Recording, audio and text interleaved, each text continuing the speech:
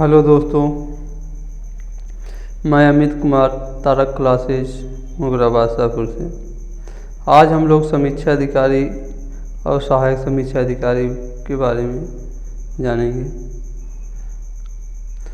ये समीक्षा अधिकारी को आरओ कहते हैं, रिव्यू ऑफिसर। सहायक समीक्षा अधिकारी को एआरओ कहा जाता है, जिसे असिस्टेंट रिव्यू ऑफिसर होते हैं।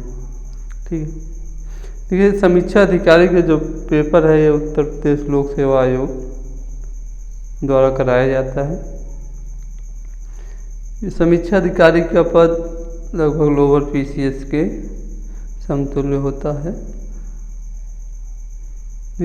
इसका फॉर्म इस समय भरा जा रहा है।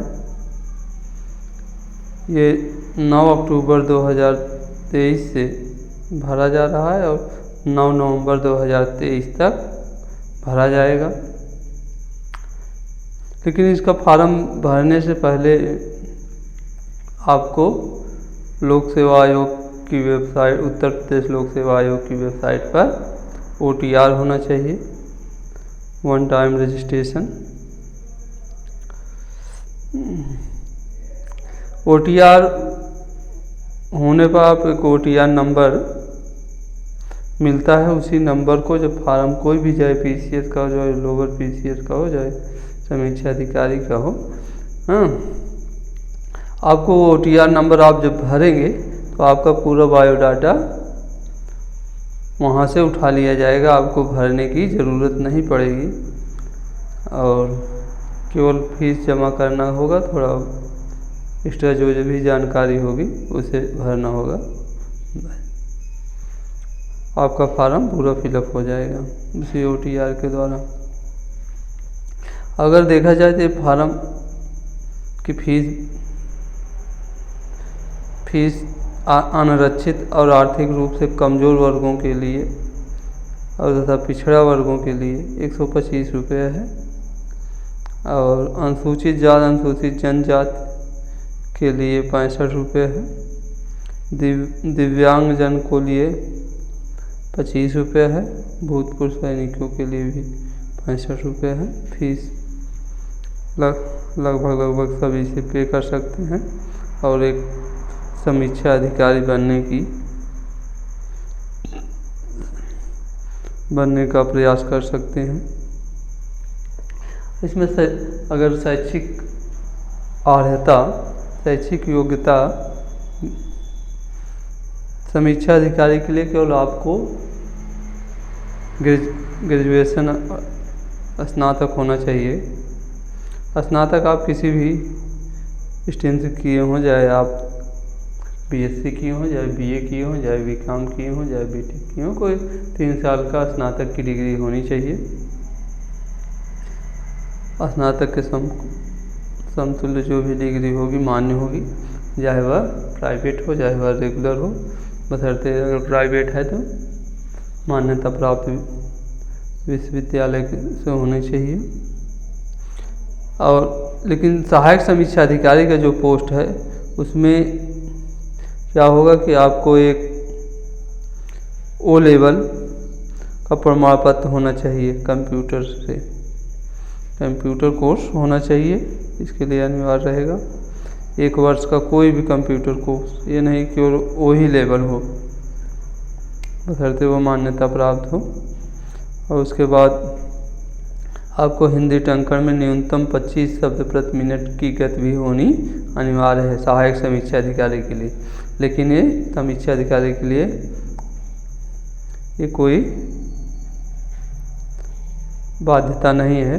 समीक्षा अधिकारी के लिए तो केवल आपका स्नातक होना चाहिए बस।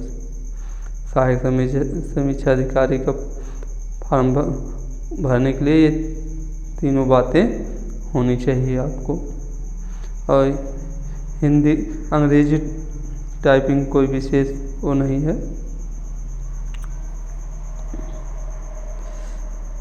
ठीक है। अब एक और इसमें पोस्ट है समीक्षा अधिकारी का, एक लेखाकार की है। लेखाकार में क्या होगा कि यह भारत में विधि द्वारा स्थापित किसी भी विश्वविद्यालय में लेखाकार सहित वाणिज्य में स्नातक की उपाधि होनी आवश्यक है। ठीक है। अधिमान्यताएं मतलब ये रहेंगे तो आपको विशेष वरीयता दी जाएंगी, जैसे आपको राष्ट्रीय कैडेट कोर का प्रमाण पत्र हो या प्रादेशिक सेना में न्यूनतम 2 वर्ष की आवश्यक सेवा की हो। ठीक, आपको विशेष वो दिया जाएगा। रिक्तियों की संख्या देखा जाए तो लगभग पिछली बार से ज़्यादा ही है, 411 पोस्ट है, जिसमें समीक्षा अधिकारी की 322 पोस्ट है उत्तर प्रदेश सचिवालय में, और उत्तर प्रदेश लोक सेवा आयोग में समीक्षा अधिकारी की 9 पोस्ट है। उत्तर प्रदेश राजस्व परिषद में समीक्षा अधिकारी की 3 पोस्ट है। इन तीनों पोस्टों के लिए केवल आपको स्नातक होना चाहिए, जबकि इसके बाद की पोस्टें जो है उत्तर प्रदेश सचिवालय में ही सहायक समीक्षा अधिकारी के लिए 40 पोस्ट, उत्तर प्रदेश राजस्व परिषद में सहायक समीक्षा अधिकारी के लिए 23 पोस्ट, उत्तर प्रदेश लोक सेवा आयोग सहायक समीक्षा अधिकारी के लिए 13 पोस्ट, उत्तर प्रदेश लोक सेवा आयोग में सहायक समीक्षा अधिकारी लेखाकार के लिए एक पोस्ट है। देखिए इसकी वेतन काफ़ी अच्छी है, रेगुलर जॉब है। देखिए लेवल 7 के लिए 44,900 से शुरू होगा, 1,42,400 तक है, और लेवल 8 के लिए 47,600 लेकर 1,51,100 रुपये तक है। अब इसका सिलेबस देखते हैं क्या क्या कैसे पूछा जाएगा। देखिए प्रारंभिक परीक्षा में 2 पेपर होगा, एक समान अध्ययन का होगा और दूसरा हिंदी का होगा।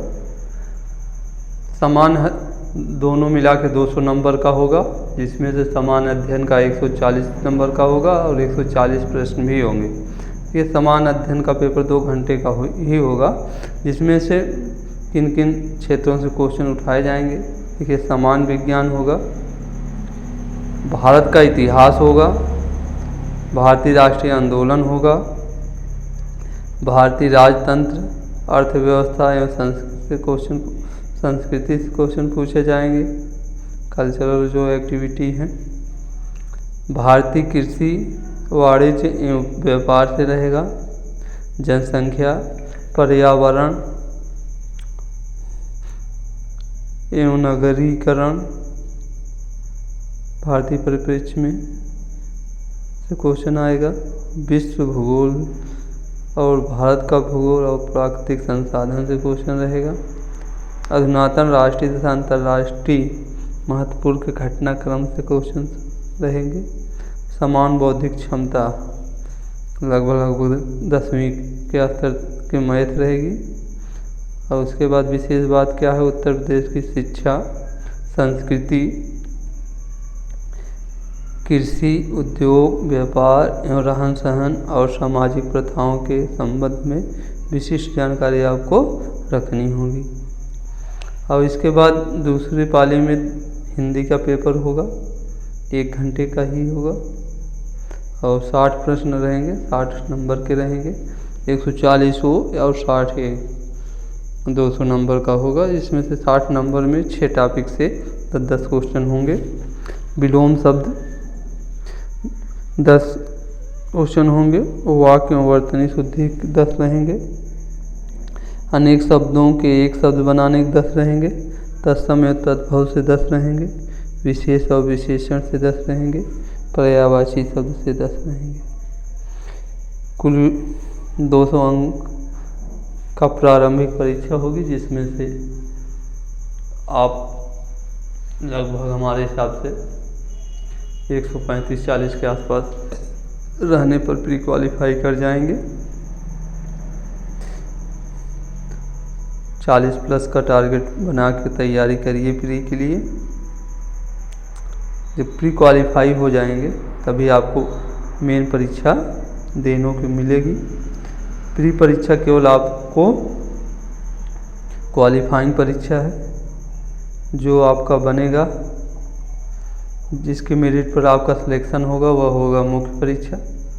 मुख्य परीक्षा में 4 पेपर होंगे देखा जाए तो। पहले सामान्य अध्ययन का जो सिलेबस रहेगा, वो जो प्रारंभिक परीक्षा का सिलेबस है वही सिलेबस रहेगा, और 2 घंटे का समय इसमें मिलेगा, और 120 प्रश्न रहेंगे और 120 नंबर होगा। दूसरा होगा समान हिंदी और आलेखन। समान हिंदी और आलेखन होगा।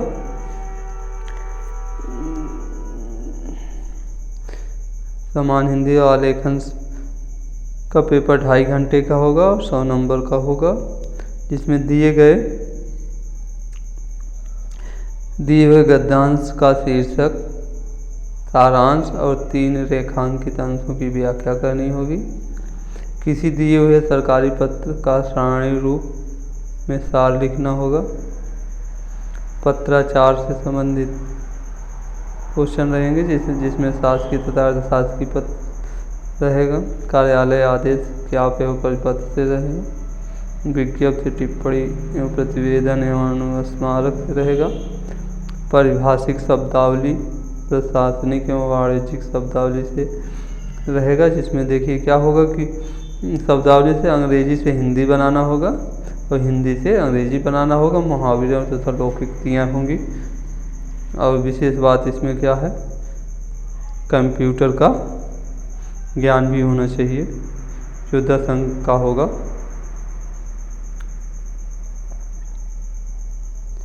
उसके बाद तीसरा पेपर खंड 2 कहा जाएगा, समान शब्द एवं व्याकरण से रहेगा। ये ऑब्जेक्टिव टाइप का रहेगा। वो दोनों उधर पहला पेपर ऑब्जेक्टिव रहेगा, दूसरा लिखित रहेगा, ये तीसरा फिर लिखित होगा, जिसमें क्या होगा, विलोम शब्द होगा। सॉरी यार, ये भी ऑब्जेक्टिव ही रहेगा। पहला मुख्य परीक्षा का पहला ऑब्जेक्टिव, दूसरा लिखित, तीसरा ऑब्जेक्टिव, ठीक है। जिसमें क्या होगा, विलोम शब्द रहेंगे, वाक्य वर्तनी शुद्धि रहेगा, अनेक शब्दों के एक शब्द रहेंगे, तत्सम और तद्भव से रहेगा, विशेष और विशेषण से रहेगा। चौथा पेपर जो है वो मेन है। इसमें क्या होगा, हिंदी निबंध रहेगा। हिंदी निबंध का पेपर है। इस प्रश्न पत्र के अंतर्गत 3 प्रश्न होंगे, 3 खंड होगा, का, खा और गा। प्रत्येक खंड से एक एक क्वेश्चन करना होगा। का खंड में जैसे साहित्य एवं संस्कृत, सामाजिक क्षेत्र, राजनीतिक क्षेत्र, इन तीनों में से किसी एक पर आपको निबंध लिखना होगा 600 शब्द सीमा तक। दूसरा खंड रहेगा जिसमें विज्ञान, पर्यावरण एवं प्रौद्योगिकी, आर्थिक क्षेत्र, कृषि एवं व्यापार से में किसी एक टॉपिक पर आपको निबंध लिखना होगा। और राष्ट्रीय एवं अंतर्राष्ट्रीय घटना, तीसरे खंड में राष्ट्रीय एवं अंतर्राष्ट्रीय घटनाक्रम, प्राकृतिक आपदाएं, भूस्खलन, चक्रवात, भूकंप, बाढ़, सूखा इत्यादि तथा राष्ट्रीय विकास योजनाएं, इनमें से किसी एक पर निबंध लिखना होगा। कुल तीनों खंड में से किसी एक टॉपिक पर 3 टॉपिक दिए होंगे, एक टॉपिक पर निबंध लिखना होगा। तीनों खंड में 3 निबंध लिखना होगा। 40-40 नंबर का 120 नंबर होगा। ये समीक्षा अधिकारी का सिलेबस था। और इसमें जो थोड़ा हार्ड वर्क करेगा वो सफल होगा। इसमें देखा जाए तो IAS के, PCS के और SSC CGL लगभग सब लोग पार्टिसिपेट होंगे। और विशेष सिलेबस है, बस कहते हैं सिलेबस के इन्हीं टॉपिकों को टॉपिक बाय टॉपिक आपको अध्ययन करके सिलेक्शन लेना है। जो ज़्यादा हार्ड वर्क ज़्यादा करेगा वही सफल होगा।